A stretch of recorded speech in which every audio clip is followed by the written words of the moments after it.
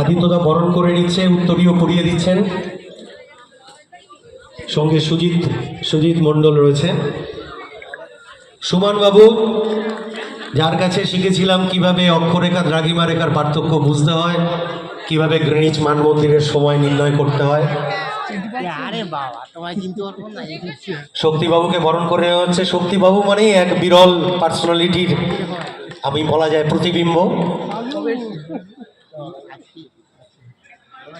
মদন বাবু, আমি স্যারের কাছে অঙ্ক শিখতাম, এত সুন্দর স্যার অঙ্ক শেখাতেন, মানে কল্পনাই করা যায় না।